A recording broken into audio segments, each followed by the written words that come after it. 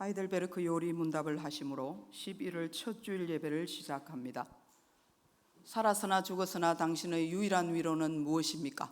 살아서나 죽었으나 나의 몸과 영혼은 나 자신의 것이 아닙니다. 나의 몸과 영혼은 나의 신실하신 구주 예수 그리스도의 것입니다. 그리스도는 자신의 보배로운 피로 나의 모든 죄값을 완전히 치르셨습니다. 그리스도는 나를 마귀의 모든 권세에서 풀어주셨습니다. 또한 그리스도는 나를 지켜주십니다. 그리고 하늘에 계신 아버지의 뜻이 아니라면 내 머리에서 머리카락 하나도 떨어지지 않습니다. 참으로 모든 것은 나의 구원을 위해 합력하여 일합니다. 그리고 그리스도는 성령님을 통해 내게 영생을 보증해 주십니다. 또한 그리스도는 이제부터 진심으로 기꺼이 그리스도를 위해 살도록 나를 준비시키십니다. 아멘. 이 위로 안에서 복을 누리며 살다가 죽기 위해 당신은 무엇을 알아야만 합니까? 다음 세 가지를 알아야만 합니다. 첫째, 나의 죄와 비참함이 얼마나 큰지 알아야 합니다. 둘째, 어떻게 내가 나의 모든 죄와 비참함으로부터 구원받는지 알아야 합니다. 셋째, 어떻게 내가 그러한 구원을 주시는 하나님께 감사해야 하는지 알아야 합니다. 아멘.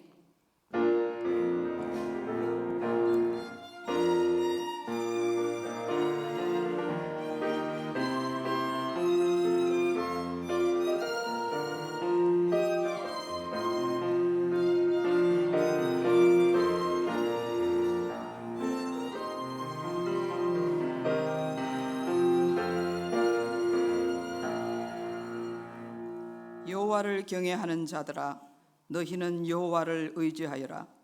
그는 너희의 도움이시요 너희의 방패시로다. 여호와께서 우리를 생각하사 복을 주시되 이스라엘 집에도 복을 주시고 아론의 집에도 복을 주시며 높은 사람이나 낮은 사람을 막론하고 여호와를 경외하는 자들에게 복을 주시리로다. 아멘. 사랑이 많으신 하나님, 부족하고 허물 많은 저희들을 주의 백성으로 택하여 주시고 가까이 오게 하사 주의 뜰에 살게 하시니 감사합니다. 악인의 집에 첫날을 거하는 것보다 주님의 장막에 문지기로 있는 것이 더 복된 것임을 깨닫습니다. 오늘도 하나님 한 분만으로 우리의 영혼이 즐거워하게 하옵소서. 선포되는 말씀을 바르게 깨닫는 지혜를 주시고 세상 사람과는 구별된 생각과 삶으로 주님의 영광을 드러내게 하옵소서. 성령님의 인도하심을 따라서 드리는 우리의 예배를 기쁘게 받으시고 사모하는 심령마다 충만한 은혜로 채워 주옵소서. 예배의 시종을 온전히 맡겨드리오며 예수님의 이름으로 기원하옵나이다. 아멘. 찬송가 44장을 부르겠습니다.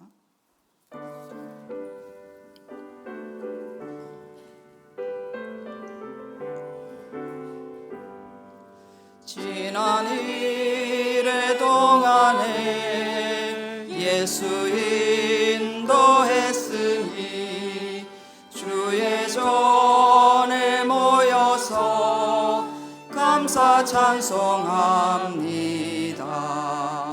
가장 복된 이 날은 하늘 안식교로다. 가장 복된 이 날은 하늘 안식교로다. 주의 공로 힘입어 예수 주신 빌때에 화목하게 하시고 죄를 벗겨주소서. 세상 걱정 버리고 은혜 받게 하소서. 세상 걱정 버리고 은혜 받게 하소서. 하나님의 이름을 찬송하며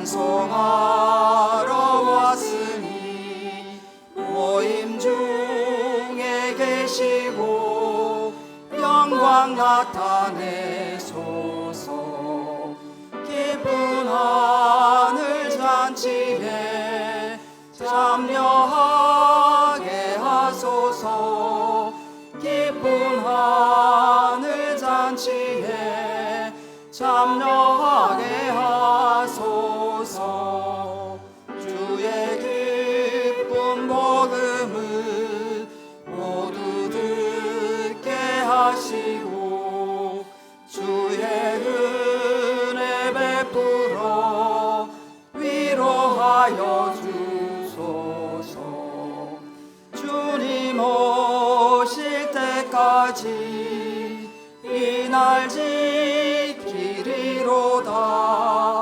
주님 오실 때까지 이 날 지키리로다.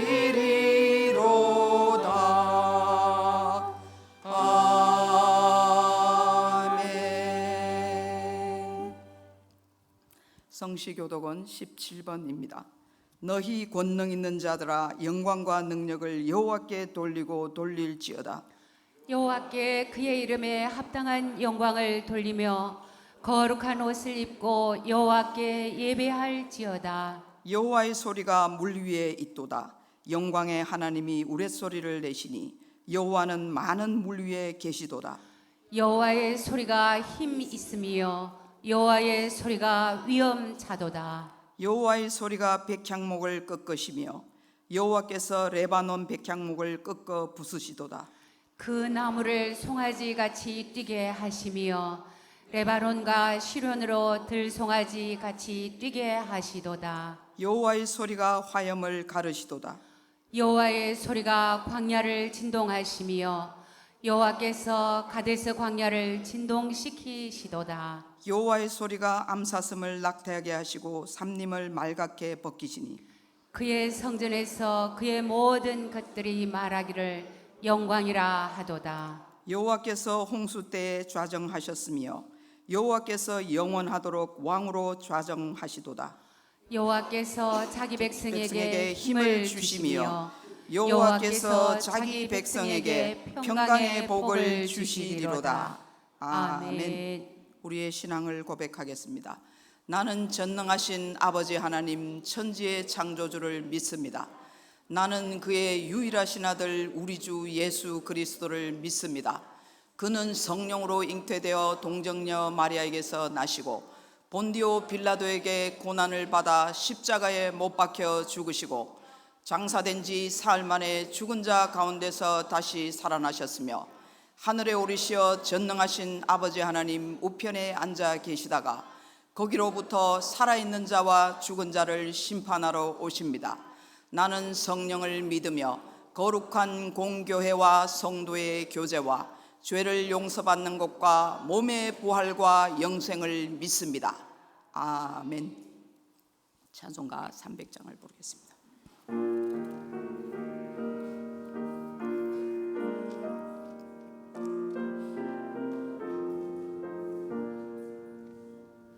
내 맘이 낙심되며 근심에 눌릴 때 주께서 내게 오사 위로해 주시네. 가는 길 캄캄하고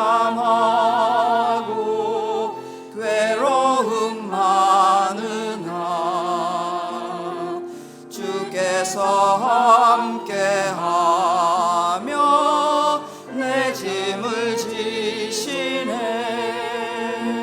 그 은혜가 내게 족하네. 그 은혜가 족하네. 이 괴로운 세상 지날 때 그 은혜가 족하네. 희망이 사라지고 친구 날 버릴 때 주 내게 속삭이며 새 희망 주시네. 싸움이 맹렬하여 두려워 떨 때에 승리의 왕이 되신 주 음성 들리네. 그네가 내게 족하네. 그네가 족하네. 이 괴로운 세상 지날 때 그네가 족하네. 번민이 가득 차고 눈물이 흐를 때 주 나의 곁에 오사 위로해 주시네. 환난이 닥쳐와서 어려움 당할 때 주님의 능력 입어 원수를 이기네. 그네가 내게 족하네. 그네가 족하네. 이 괴로운 세상 지날 때 그네가 족하네.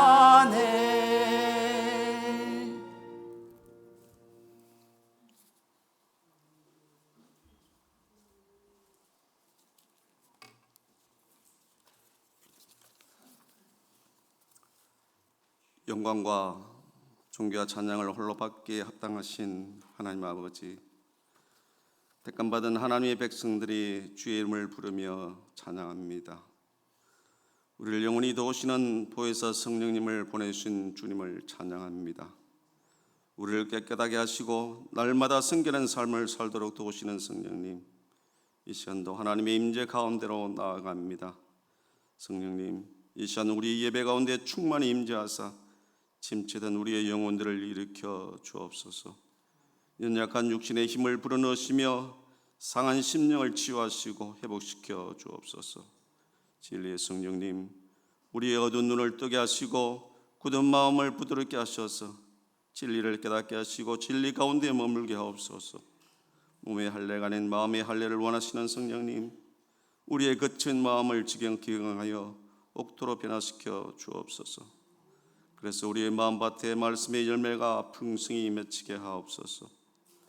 거룩하신 성령님, 우리가 하나님의 사람으로 온전케 되도록 날마다 우리의 삶을 간섭해 주옵소서. 우리의 생각을 성령의 통치 안에 있게 하시고 어떤 상황에서도 우리의 마음을 주님의 인도하심에 맡겨 사탄이 좋아하는 감정에 사로잡히지 않게 하소서. 입술에서 나오는 모든 말이 성령께서 파수하심으로 은혜롭고 덕스럽게 하소서. 우리로 하여금 주님을 닮게 하시는 성령님, 우리 안에 있는 육체의 정욕을 감찰하옵소서. 우리 안에 성령의 법을 따라 살아가려고 하는 마음이 있지만 육신의 정욕을 따라 살아가려는 또 하나의 힘이 종존하고 있음을 고백합니다. 그래서 우리 영이 탄식합니다. 우리를 날마다 다듬어 가시는 성령님, 우리가 하나님의 성령을 형상으로 살아가게 하시고 예수님의 마음으로 채우게 하소서. 우리 안에 강력한 죄의 성향을 통제하시고 성령의 인도하심의 아래 머물게 하소서. 날마다 우리의 삶에서 성령의 열매를 맺기를 원하시는 주님, 우리가 성령의 충만한 가운데 거하게 하옵소서. 우리로 하여금 성령의 온전한 통치 안에 살게 하셔서 날마다 우리의 인격이 변화되게 하옵소서. 행동의 변화보다 마음의 변화가 있게 해주시고 외적인 행동 이전에 내면의 철저한 변화가 있게 하옵소서. 성령님, 우리로 하여금 형식적인 그리스도인이 아니라 열매로 증명하는 신실한 제자가 되게 하옵소서. 주님, 매사에 성령을 따라 행함으로 우리 안에 사랑과 희락과 화평과 오래 참음과 자비와 영성과 충성과 온유와 절제가 있기를 소원합니다. 열매로 그 나무를 안다고 말씀하셨는데 육체의 일을 행하지 않고 성령의 열매를 맺음으로 우리가 성령의 사람임을 드러내게 하옵소서. 하나님을 아바 아버지라 부르시게 하시는 성령님, 우리의 연약함을 도와주시니 감사합니다. 연약한 마음을 강하게 하시고 기도할 바를 모를 때 우리를 도우시며 연약한 육체 위에 치유 은총을 허락해 주옵소서. 말씀을 전하시는 목사님께 성령의 두루마를 입혀주시고 놀라운 성령의 능력의 말씀을 증가하실 수 있도록 성령님 함께하여 주옵소서. 성령으로 우리 안에 격하시는 예수 그리스도 이름으로 기도드립니다. 아멘.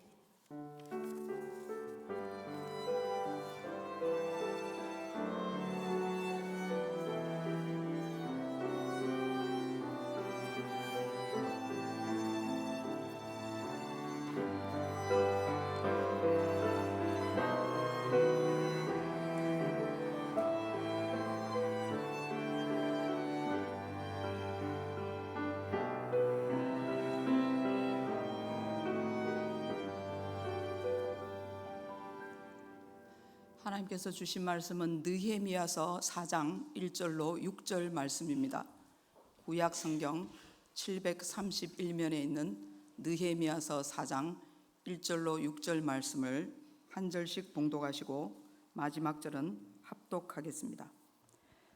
산발랏이 우리가 성을 건축한다 함을 듣고 크게 분노하여 유다 사람들을 비웃으며 자기 형제들과 사마리아 군대 앞에서 일러 말하되 이 미약한 유대아 사람들이 하는 일이 무엇인가? 스스로 견고하게 하려는가? 제사를 드리려는가? 하루의 일을 마치려 하는가? 불탄 돌을 흙무더기에서 다시 일으키려는가 하고 암몬 사람 도비아는 곁에 있다가 이르되 그들이 건축하는 돌 성벽은 여우가 올라가도 곧 무너지리라 하더라. 우리 하나님이여 들으시옵소서. 우리가 업신여김을 당하나이다.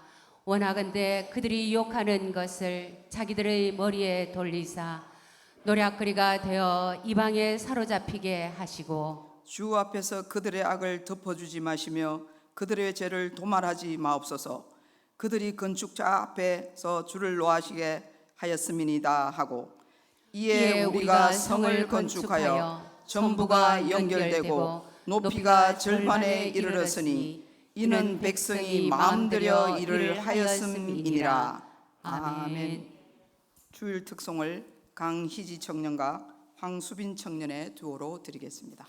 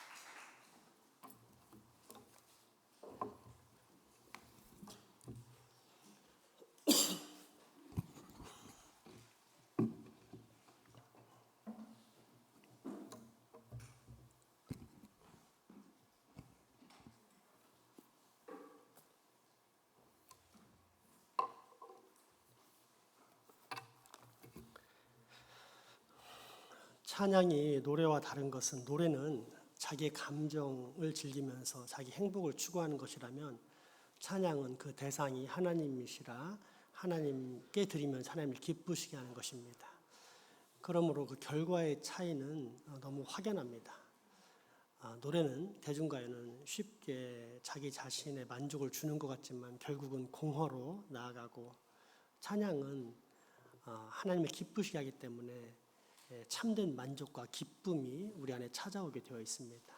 그래서 어린 시절부터 하나님을 찬양한다는 것처럼 복된 일이 없고, 그런 사람은 복을 받을 수밖에 없습니다. 근데 우리 젊은이들이 이렇게 어린 시절부터 자기의 재능을 가지고 하나님을 찬양했다, 하나님이 매우 기뻐하시는 것이라 생각이 듭니다. 잘했다 이렇게 마음을 담고, 또 아직 청년이기 때문에 시집 잘 가라 이런 마음으로 크게 축복과 격려의 박수 한번 보내도록 하겠습니다.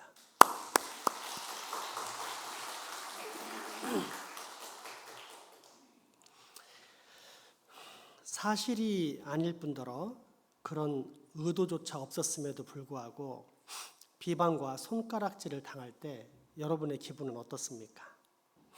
아마도 억울한 마음과 더불어 화가 날 것입니다. 사실이라면 부끄러웠을 텐데 사실이 아니기 때문에 억울하고, 나가 그런 사람들은 사실이 밝혀졌음에도 불구하고 아니면 말고 식으로 전혀 반성이 없기 때문에 우리에게 더욱더 큰 화가 일어납니다. 이때 사실 규명에만 초점을 맞추면 더 큰 화를 불러옵니다. 비방의 당사자를 부르고 모든 사건의 증인들을 대동하면서 제3자, 제4자 그 이상의 대면을 하면 분명한 사실관계로 인해 아마도 억울한 누명은 벗을 것입니다. 하지만 이후 틀어진 관계와 상한 마음이라는 현실로 인해 내외적으로 상당한 타격을 입습니다. 특히 이러한 사건이 교회에서 일어난다면 매우 난감해집니다. 왜냐하면 자신의 누명은 벗을 수 있을지 몰라도 많은 사람들의 감정을 상하게 하여 교회를 더욱더 분열시킬 수 있기 때문입니다. 소위 전투에서는 이겼으나 전쟁에서는 패배한 상태, 쉽게 말해 사탄의 공격과 충동에 놀아나 결국 사탄의 목적을 이루어준 사탄의 도구가 되는 것입니다. 그렇다면 이때 그리스도인은 어떠한 대처를 보여야 할까요? 사람들에게 억울한 비방을 당할 때 우리의 자세는 과연 어떠해야 할까요? 오늘 본문의 느헤미야는 이에 대한 모델을 분명히 제시해 줍니다. 왜냐하면 느헤미야가 바로 그런 파괴적인 비판과 험담을 온몸으로 받고 있었기 때문입니다. 본문 1에서 3절까지의 말씀 보겠습니다. 산발랏이 우리가 성을 건축한다 함을 듣고 크게 분노하여 유다 사람들을 비웃으며 자기 형제들과 사마리아 군대 앞에서 일러 말하되 이 미약한 유다 사람들이 하는 일이 무엇인가? 스스로 견고하게 하려는가? 제사를 드리려는가? 하루에 일을 마치려는가?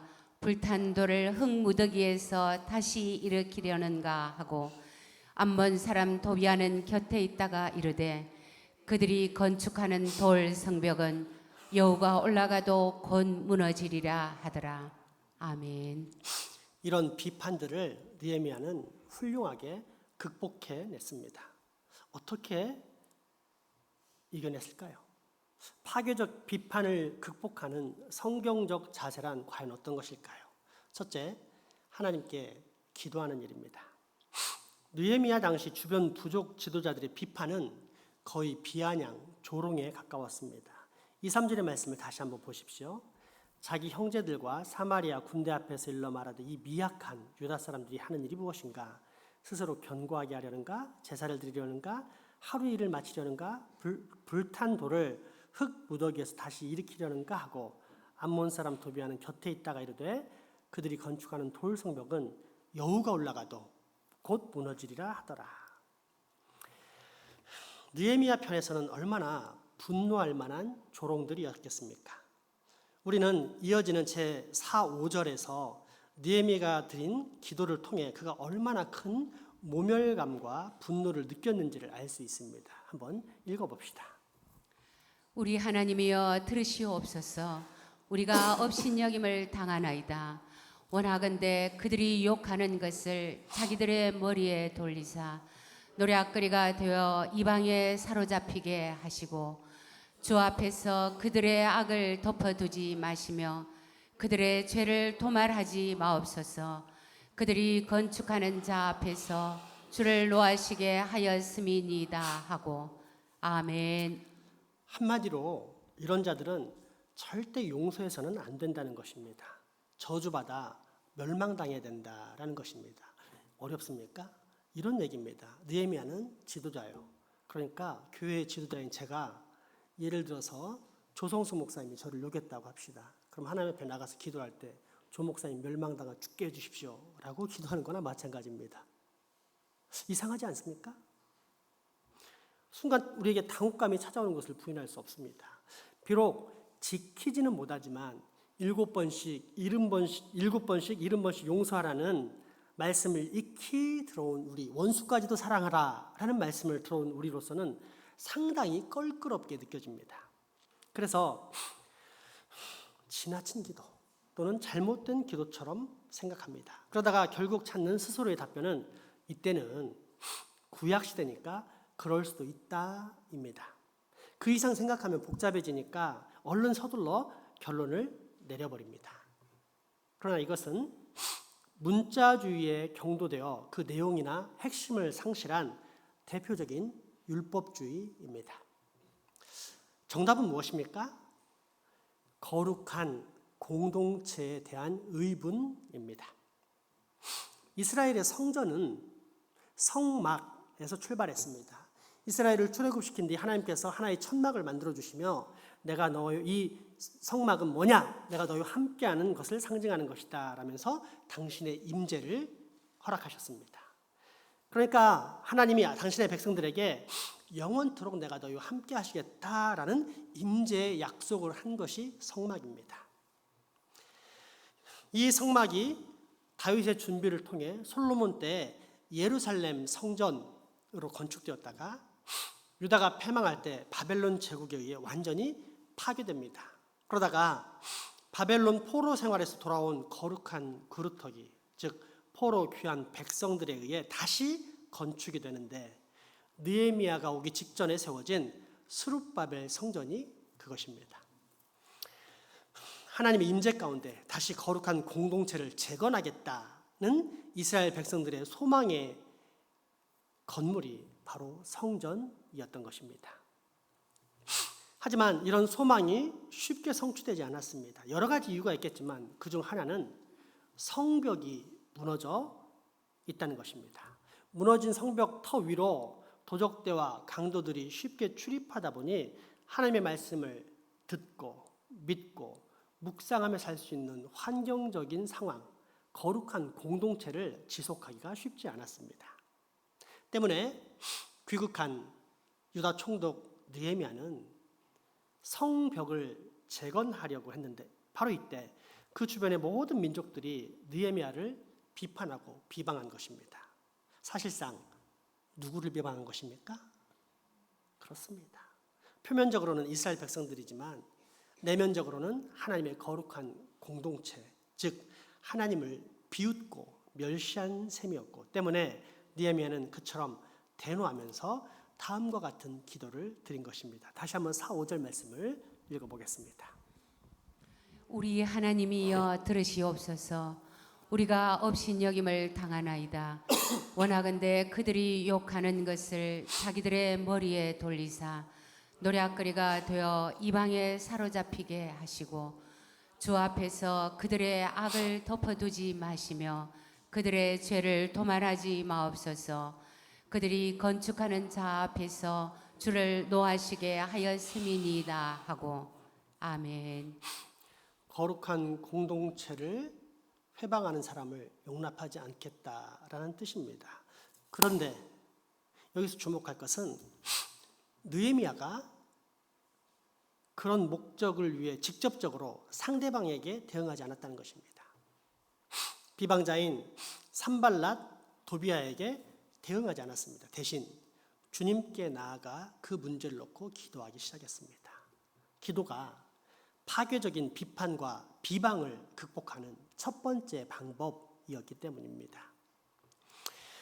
물론 성경학자들 역시 느헤미야의 이런 저주의 기도가 과연 성경적인가에 대한 의문을 품기도 했었습니다.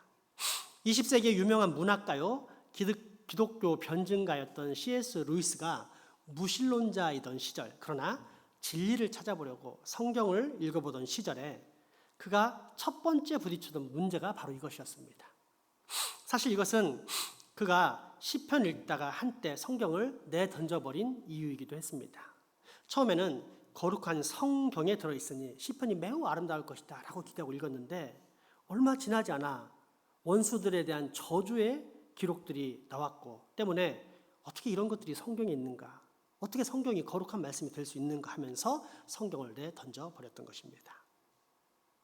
그러나 이후 좀 더 묵상하다 그는 적어도 성경은 인간의 감정에 가장 정직한 책이라는 생각과 함께 성경의 하나님, 특히 시편의 하나님은 이런 인생들의 누군가를 저주하고 부은 마음까지도 받아주시는 하나님이라는 결론에 도달하게 됩니다.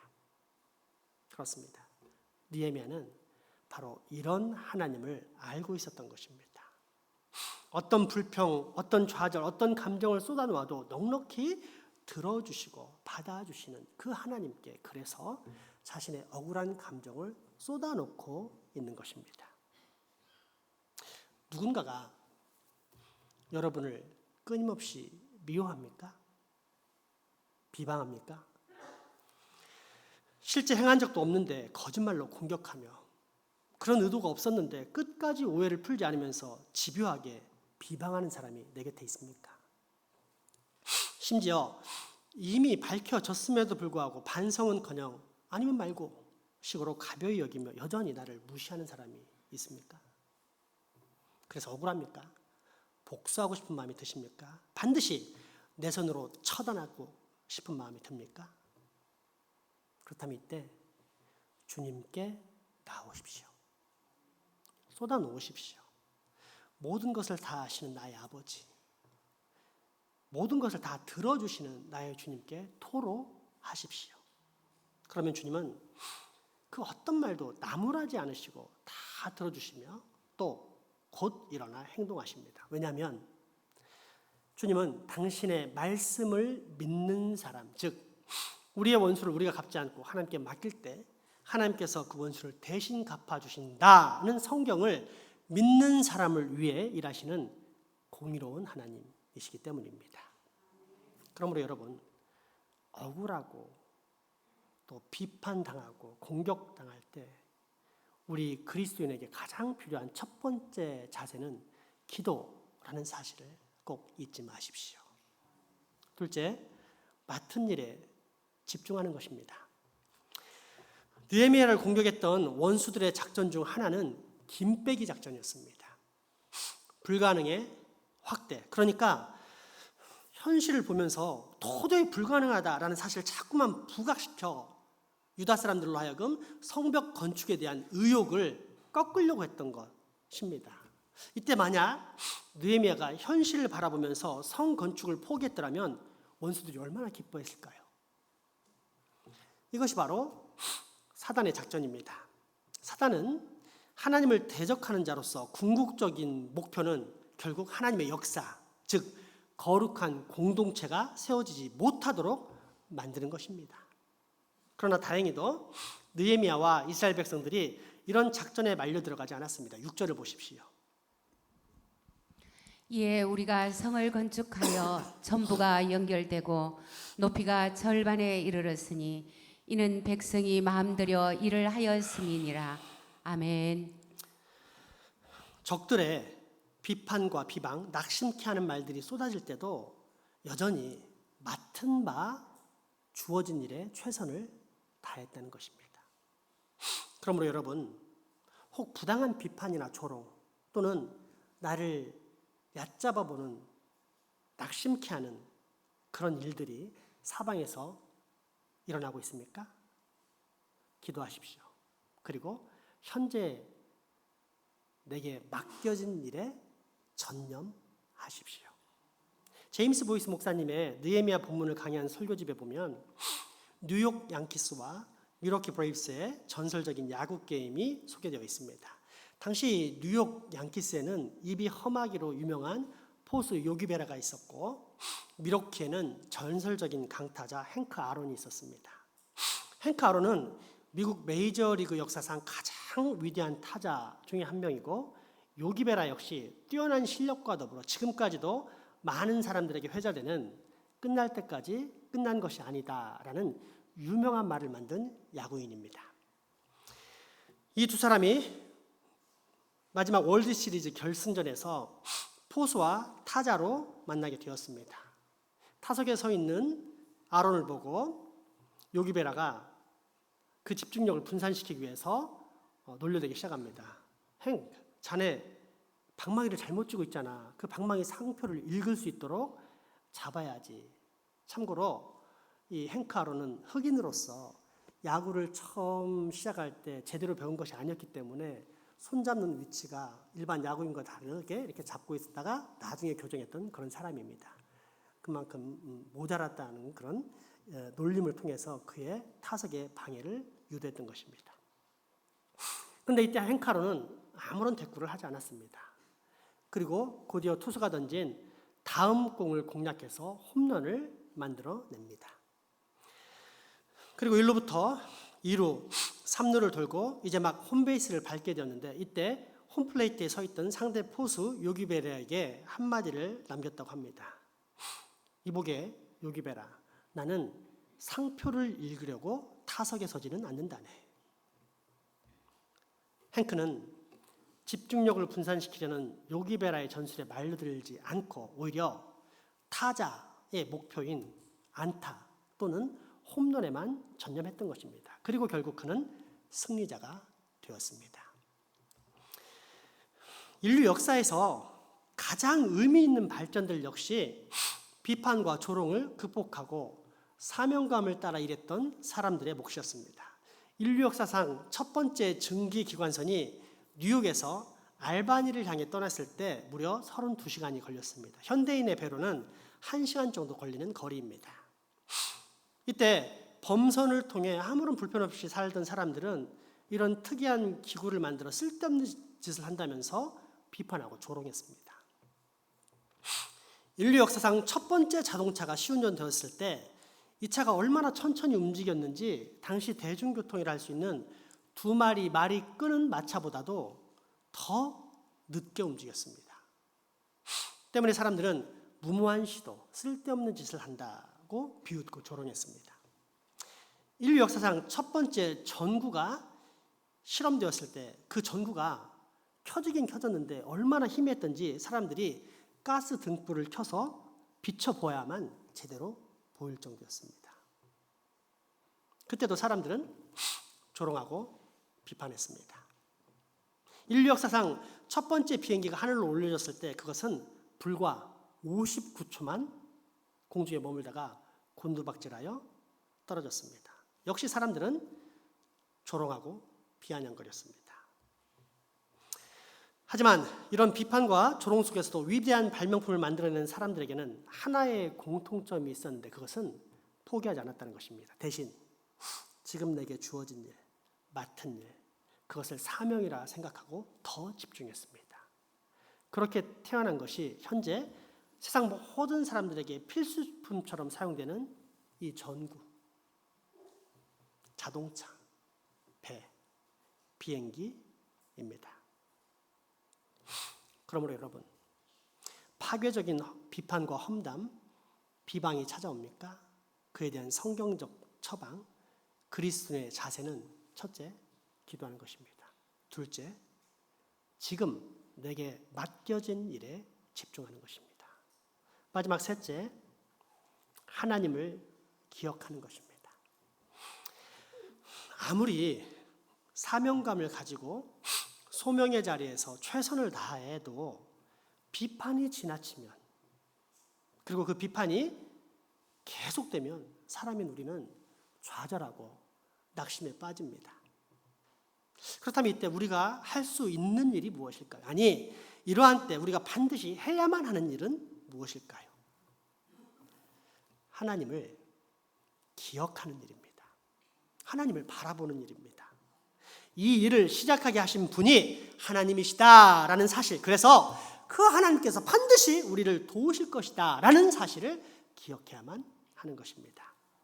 느헤미야가 한 일이 바로 이것이었습니다. 10절에 보면 느헤미야에게 위기가 찾아오는 것을 볼 수 있습니다. 10절, 11절 말씀 보겠습니다.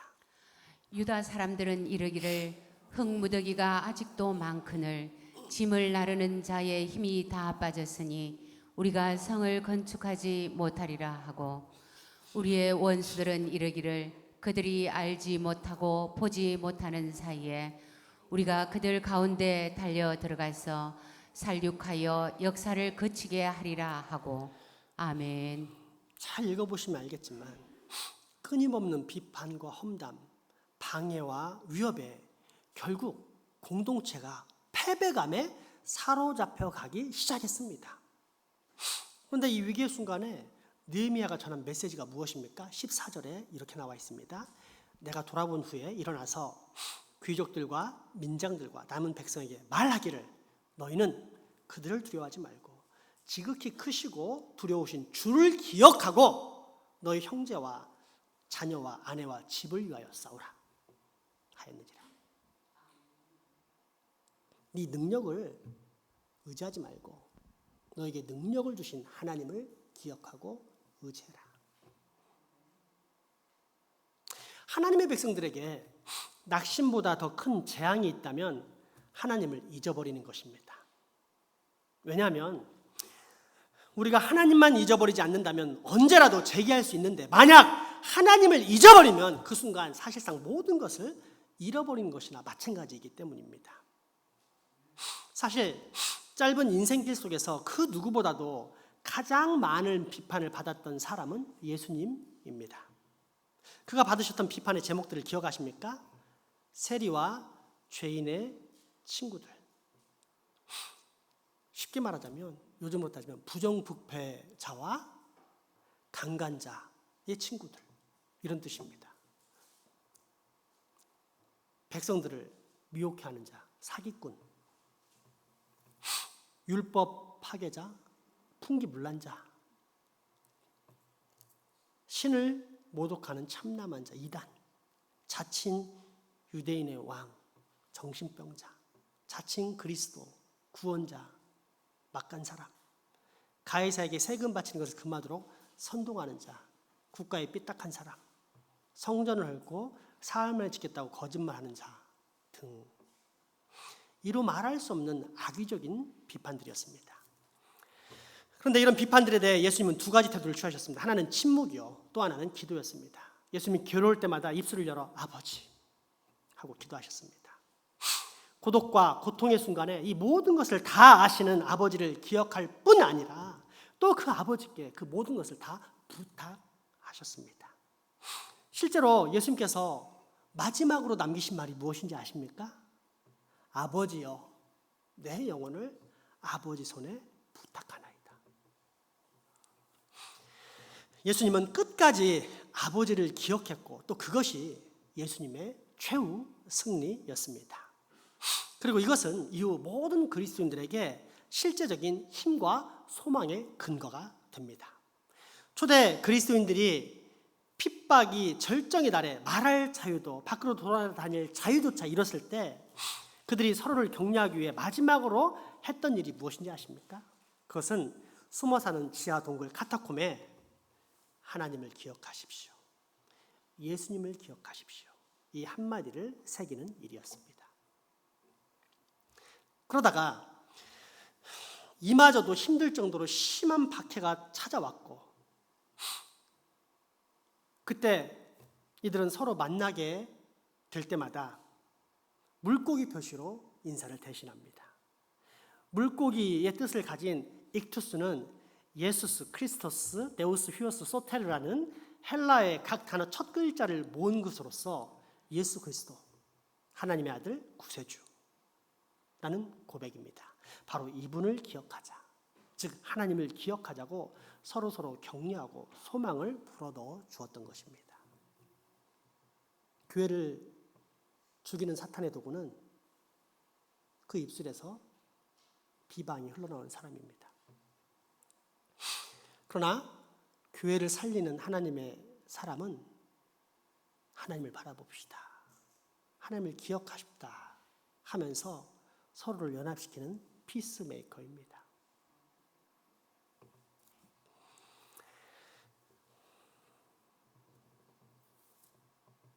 그렇습니다.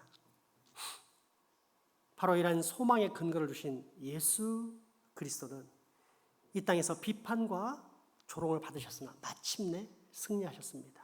아버지를 기억하고 아버지가 그에게 주신 사명을 기억함으로써 승리하신 것입니다. 때문에 사도 베드로는 그분의 승리를 베드로전서 2장 23절 4절 말씀을 또 5절까지의 말씀을 통해 이렇게 증언합니다. 욕을 당하시되 맞대어 욕하지 아니하시고 고난을 당하시되 위협하지 아니하시고 오직 공의로 심판하시는 이에게 부탁하시며 친히 나무에 달려 그 몸으로 우리 죄를 담당하셨으니 이는 우리로 죄에 대하여 죽고 의에 대하여 살게 하려 하심이라. 그가 채찍에 맞음으로 너희는 나음을 얻었나니 너희가 전에는 양과 같이 길을 잃었더니 이제는 너희 영혼의 목자와 감독 되신 이에게 돌아왔느니라. 아멘. 바로 이런 예수님의 비난과 비방당하심, 수치당하심과 고난받으심, 피 흘리심과 죽으심으로 인해 저와 여러분이 죄사함과 구원을 받았다는 사실을 아십니까? 우리의 생명이신 아버지 하나님께로 돌아올 수 있는 데는 우리 예수님의 욕먹으심이 있었다는 사실을 믿으십니까? 그렇다면 예수님의 제자인 우리는 과연 어떻게 살아야 할까요? 예수 그리스도를 따라 살아야 하지 않을까요? 그러므로 여러분, 혹시라도 억울하게 비판이나 비방, 조롱과 멸시를 당해도 낙심하지 마십시오. 사람을 신경 쓰지 마십시오. 지나치게 오해를 풀려고 하지 마십시오. 대신 뭘 해야 하죠? 먼저 기도하십시오. 또한 둘째, 주어진 일, 마땅히 해야 할 일에 전념하십시오. 나아가 세 번째, 우리 주 하나님을 기억하십시오. 나를 이 자리에 있게 하사 내게 일을 맡기신 분이 하나님이시므로 반드시 마지막까지 그 모든 일을 하나님이 이루실 것이다 라는 사실을 기억하십시오. 그래서 그 모든 비방과 회방을 넘어서십시오. 이것이 세상을 이기는 예수님의 제자, 곧 세상의 모든 비방을 극복하는 우리 그리스도인의 자세입니다. 아멘. 이 시간 우리 찬양 한 곡 드렸으면 좋겠습니다. 여러분, 영적인 부분을 제하고 냉정하게 생각하면 그리스도인만큼 비참한 사람이 없습니다. 평생을 하고 싶은 것을 못하고 산다? 이런 삶을 살기 때문입니다. 물론 그리스도인이라는 명목을 가지고도 자기 마음대로 사는 사람이 있지만 저는 진짜 그리스도인을 말하는 겁니다. 그래서 세상과 다르다고 구박당하고 비방당하고 조롱받습니다. 만약 이때 우리에게 하나님이 없다면 진짜 우리처럼 불쌍한 사람이 없습니다. 그러나 정말 불쌍한 사람은 누굽니까? 그렇게 비방하는 세상 사람들. 우리는 실제로는 정말 행복한 사람입니다. 왜요? 내 모든 상황을 다 아시고 결국 나를 최우승리로 이끄실 살아계신 우리 주 하나님이 분명히 계시기 때문입니다. 우리 그 하나님을 고백하며 또 그 하나님께 영광을 올려드리겠습니다. 찬송가 300장 다시 고백합니다.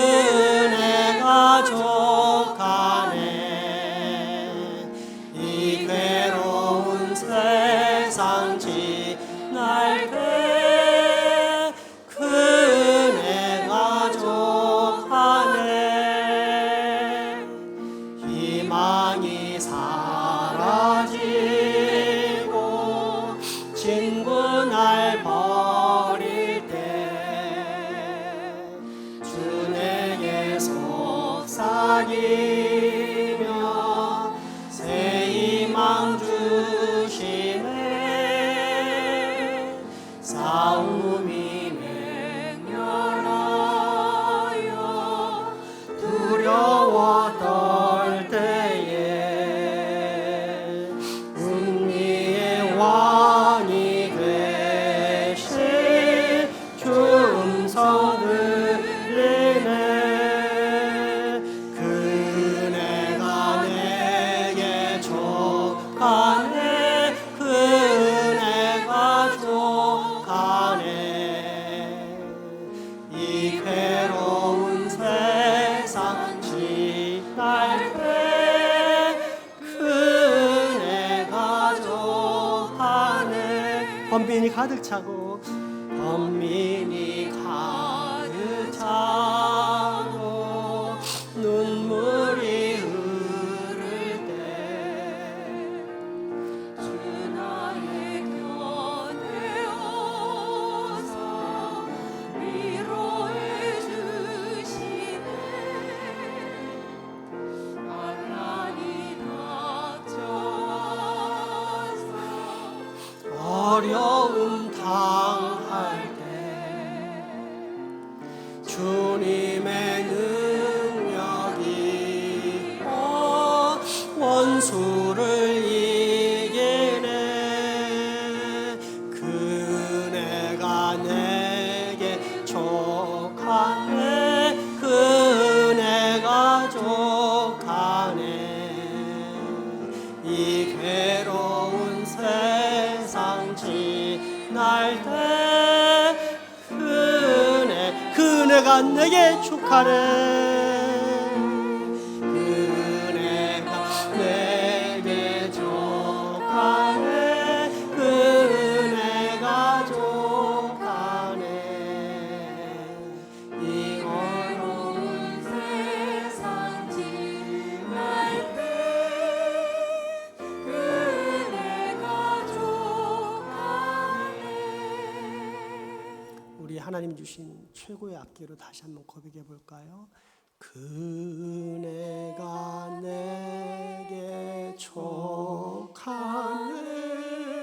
그네가 족하네. 이 괴로운 세상 지날 때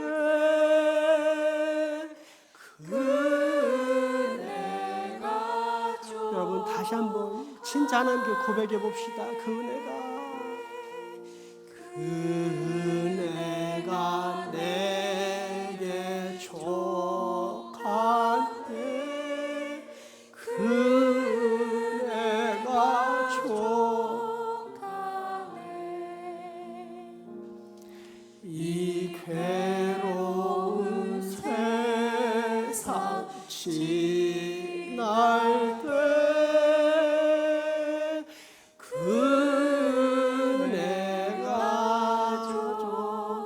다시 한번 우리 힘차게 찬양하며 하나님을 경배합시다. 그네가 내게 족하네. 그네가 족하네. 이 괴로운 세상 지날 때 그네가 족하네.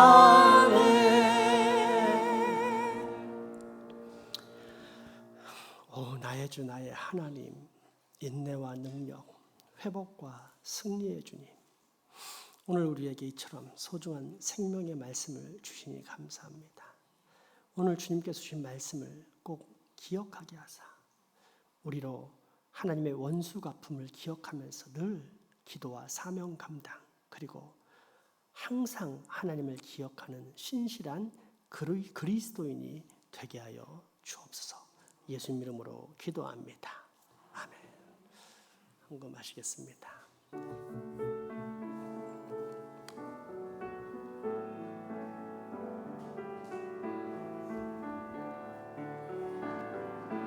내게 있는 야유로가 주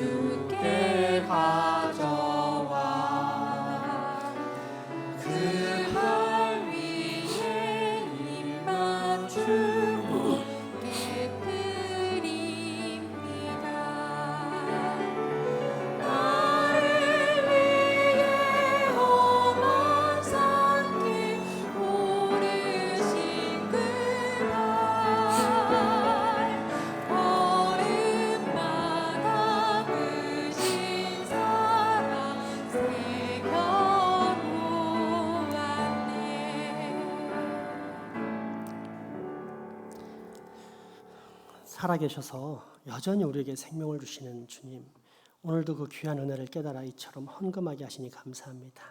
내 모든 삶의 주인이 하나님이시니 오직 아버지 하나님께만 내 마음을 담아드립니다. 주님, 바친 손길들 기억하사 복 내려 주옵소서. 에녹처럼 아버지 하나님과 동행하는 복, 아브라함처럼 믿음의 조상이 되는 복, 야베스처럼 이 땅에서도 큰 어려움 없이 형통하는 복이 임할 수 있도록 모든 헌금을 드린 주의 자녀들에게 100배, 60배, 30배로 갚아 주옵소서. 또한 이 헌금은 모두 다 하나님의 나라와 의를 위해 사용되게 하사 우리 장생포 교회에서 나가는 모든 헌금들은 헛되이 낭비됨 없이 한 푼 한 푼이 모두 적재적소에 꼭 필요하게 유통되는 생명의 복도 허락해 주옵소서. 우리 가족이지만 병환으로의 이 예배에 함께하지 못하는 환우들을 기억하옵소서. 직장, 사업, 유학, 국방의 의무 등으로 타지 해외 나가 있는 우리 가족들에게도 동일한 은혜를 주옵소서. 그래서 우리가 받는 동일한 은혜와 감사, 공복을 얻고 언제나 그곳에서 예수님을 기억하고 예수님과 통행하는 은혜가 있게 하여 주옵소서. 이 지역사회에 지금 기도하오니 이제 하나님 이곳에 주께서 택하신 백성들을 고린도 교회의 불신자들 구원하여 하나님의 백성 삼으셨던 것처럼 이제 이곳에 있는 많은 불신자들도 하나님의 택함을 받아 구원받는 역사가 꼭 일어날 수 있도록 우리가 속히 수년 내에 이를 이룰 수 있게 주께서 강권적으로 역사하여 주옵소서. 예수님 이름으로 기도합니다. 아멘. 교회 소식 전해드립니다.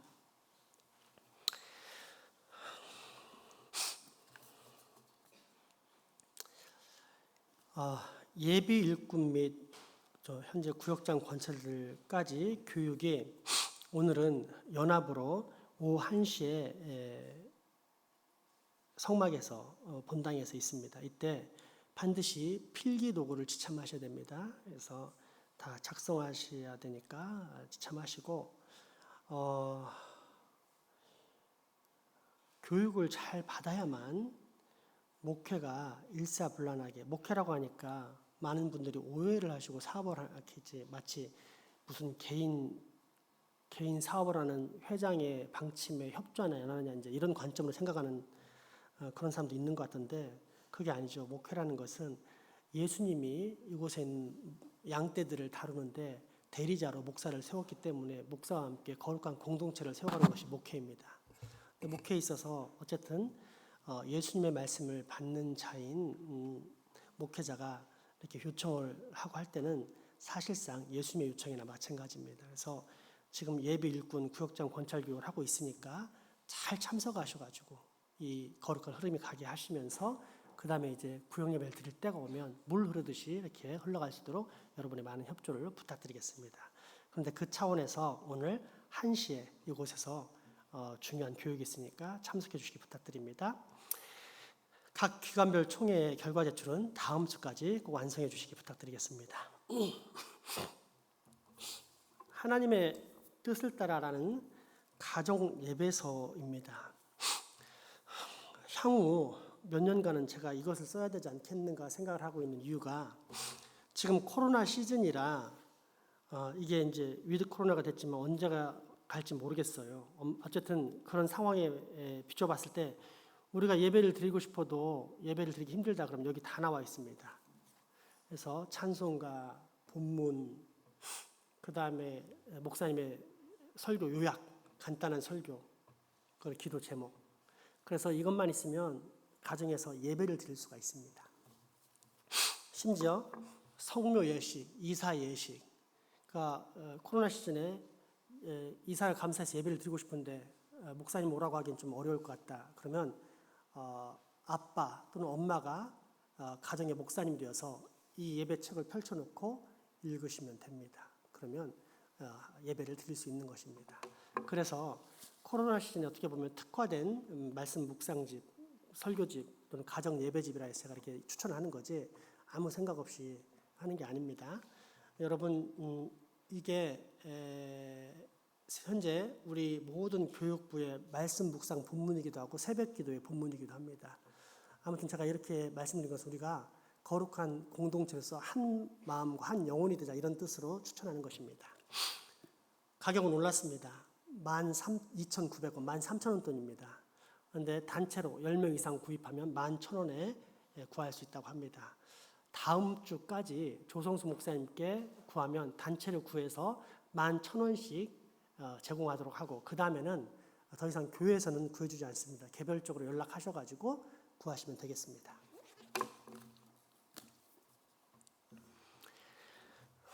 (2022년도) 달력을 배포하고 있습니다. 본당 뒤에 나가면 로비에 있는데, 오늘까지는 한 가정에 하나씩, 그리고 구역장님들이 못 받은 가정 생각해서 다 챙겨가서 주시기 바랍니다. 그리고 다음 주부터는 소진될 때까지 원하시는 만큼 가져가시기 바랍니다. 우리 직장에 또 누구 선물하고 싶다 그러면 가져가셔서 하시면 됩니다.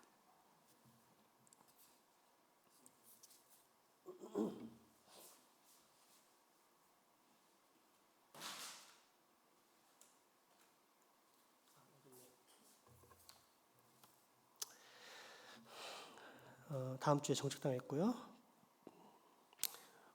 우리 환우들을 위해서 끊임없이 기도해 주시기 부탁드립니다. 김희근 집사님, 김건준 집사님, 김순분 집사님, 황병철 집사님, 김봉환 집사님, 타경환 장로님, 임훈길 집사님, 또 그 외 소소한 환우들 위해서 기도 부탁하겠습니다. 예, 알고 있습니다. 네, 제가 아직은 시력이 있는데 깜빡했네요, 제가. 그래서 이렇게 기도를 해주니까, 옛날에 왜 어른들 말씀 잘 들으면 자다가도 떡이 생긴다고, 우리 편권사님이 남편을 위해서 기도해줘서 고맙다고 오늘 떡을 하셨습니다. 그래서 얼마나 감사한지, 우리는 기도해서 사랑하는 우리 가족을 도울 수 있어서 기쁘고, 사랑하는 가족은 또 그게 감사해서 우리를 먹일 수 있어서 기쁘고, 그래서 진짜 신앙생활은 즐겁고 기쁠 수밖에 없습니다. 이게 신앙생활이 힘든 사람은 신앙이 없다는 얘기가 되겠죠. 얼마나 감사한지 모릅니다. 어쨌든 이 시간 사실 편견사님의 형편이 이렇게 넉넉하진 않지만 그래도 우리를 사랑함으로 떡을 공개했는데, 감사합니다, 잘 먹겠습니다, 잠깐 인사, 감사의 박수 한번 보내드리도록 하겠습니다.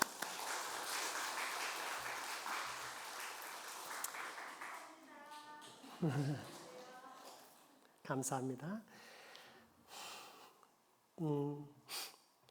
요람 수정 요청 예고는 지난주에 못 들으신 분 있을 것 같아 오늘까지만 광고를 하겠습니다.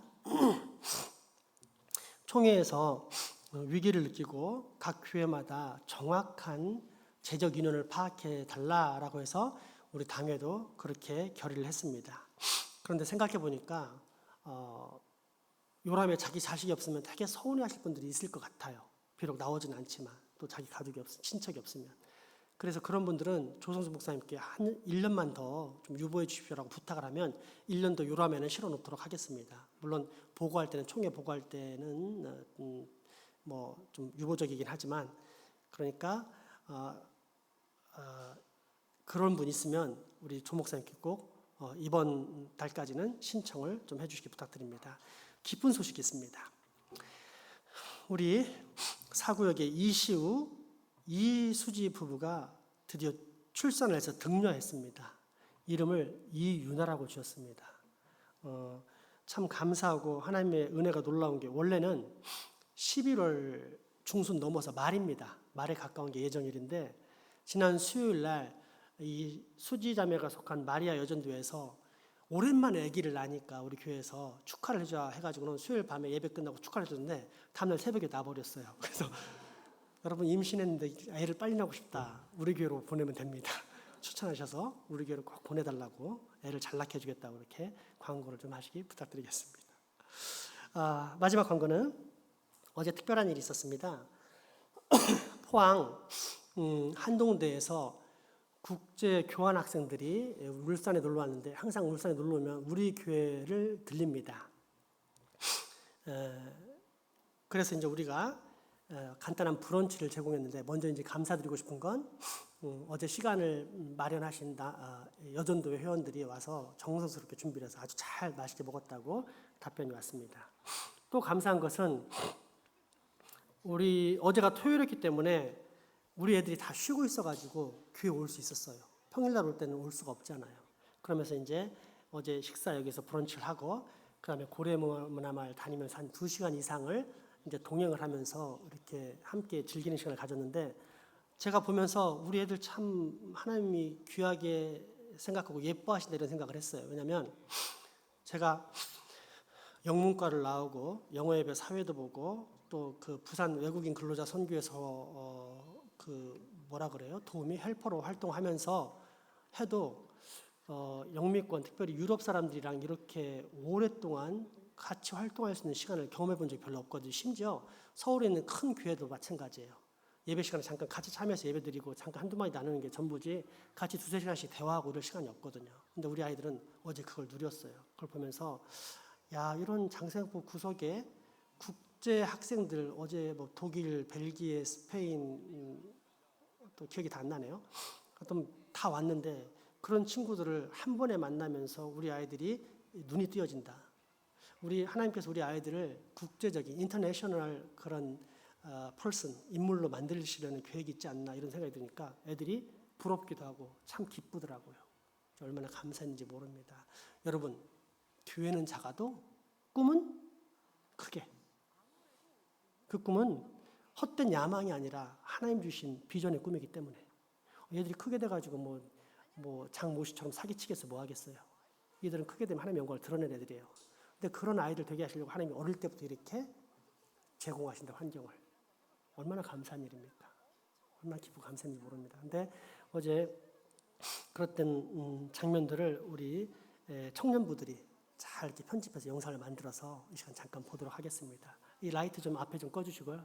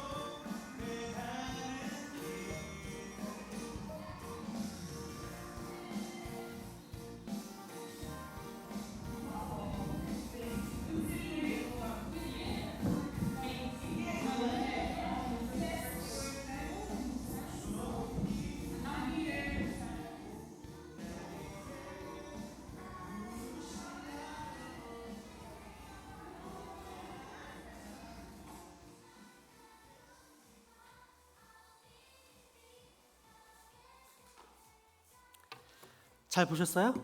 내가 어제 두 가지를 느꼈어요. 저 영상을 미리 보면서 우리 교회의 진짜 주인은 김충렬 집사님이다. 다 이렇게 사진 찍고 있는데 잘하고 있구만 커피 들며 나가시는데 상당히 이렇게 멋있어 보이더라고요.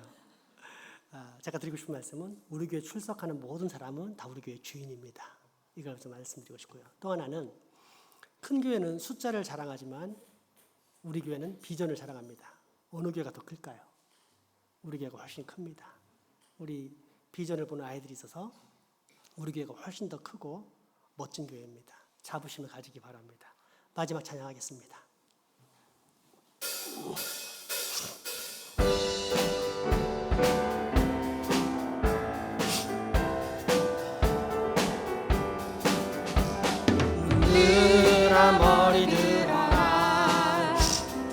들릴지어다 영원한 문들아 영광의 왕 들어가시도록 영광의 왕 들어가신다. 문들아 머리 들어라 들릴지어다 영원한 문들아 영광의 왕 들어가시도록 영광의 왕 들어가신다. 영광의 왕이시며 강하고 능하신 주로다. 전쟁에 능하신 주시라. 나 찬양 위대하신 왕. 왕께 만세 왕께 만세. 당신은 영광의 왕이라. 나 찬양 위대 왕께 만세 왕께 만세 왕께 만세. 당신은 영광의 왕이라. 나 찬양 위대하시 왕.